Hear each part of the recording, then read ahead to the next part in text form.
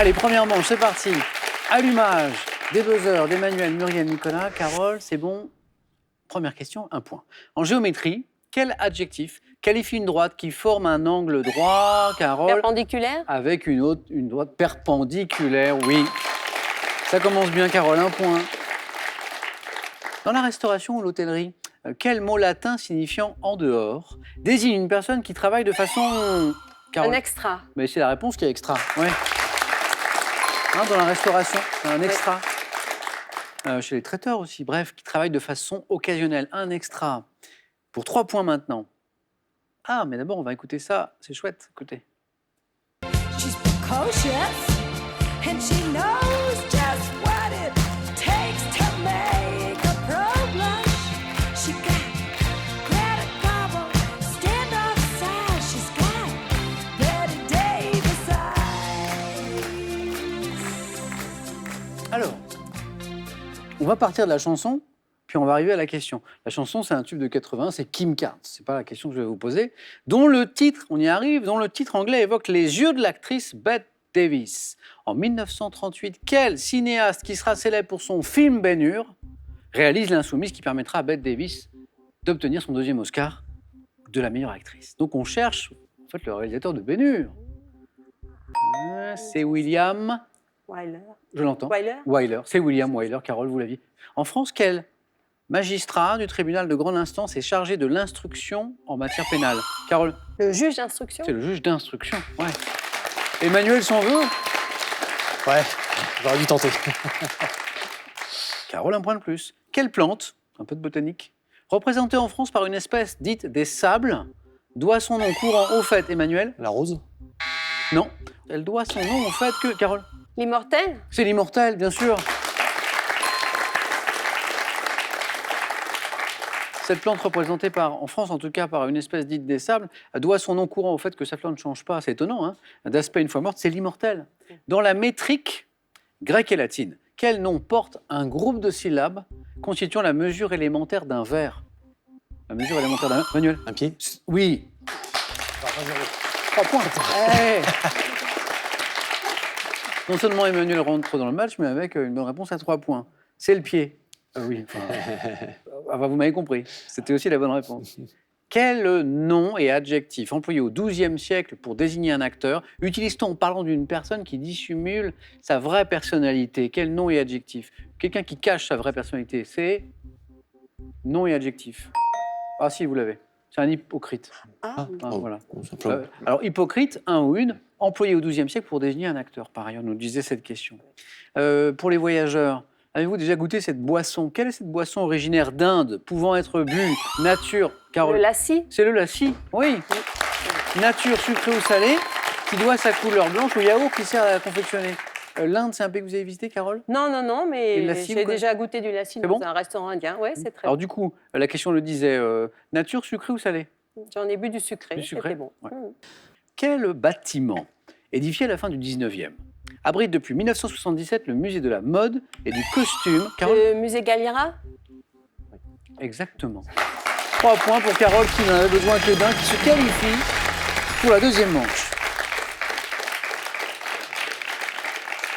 Et là, on voit le fameux palais Galliera, là, dont vous parliez, hein, ici, cette image ici, donc qui abrite, disait la question, depuis 1977, le musée de la mode et du costume de la ville de Paris. Alors, quelques chiffres assez impressionnants. 30 000 costumes, 35 000 accessoires, 250 poupées et 2500 vêtements pour les mêmes poupées. C'est le palais Galliera. Quelle unité monétaire principale de la Grèce moderne? Emmanuel. Non. Et maintenant, c'est Nicolas. La drachme? C'est la drachme, oui. Muriel, vous l'aviez aussi. Bataille de buzzer entre Muriel et Nicolas. Et c'est Nicolas qui l'a emporté. Donc la drachme, instaurée en 1832, après l'indépendance du pays, qui fut remplacée par l'euro, hein, bien sûr. En 2002, la drachme. Au water-polo, quelle technique de rotation des jambes permettant de se maintenir, Muriel? Non. Oui, si, non? Le rétropédalage? C'est le rétro... Oui, on appelle ça le rétropédalage.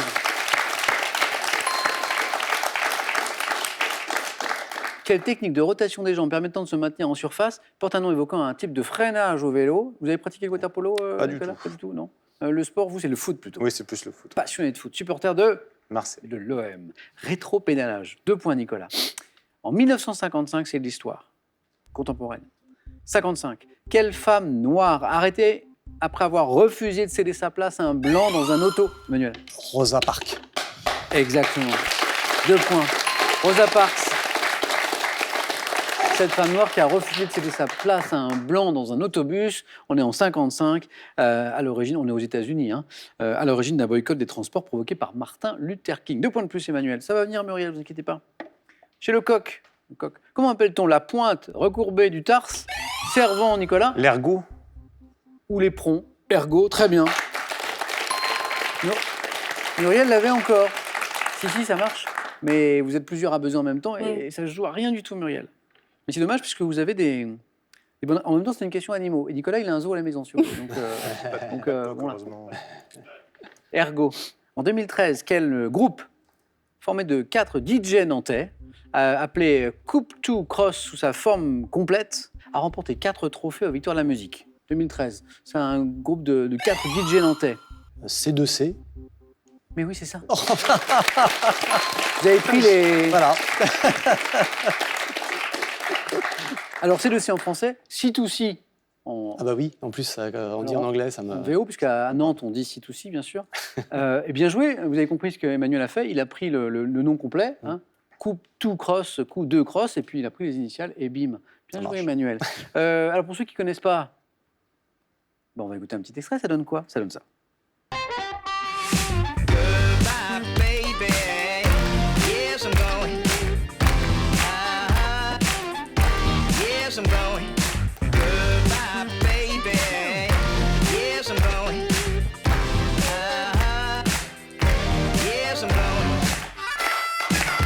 En fait, le morceau, on le connaît.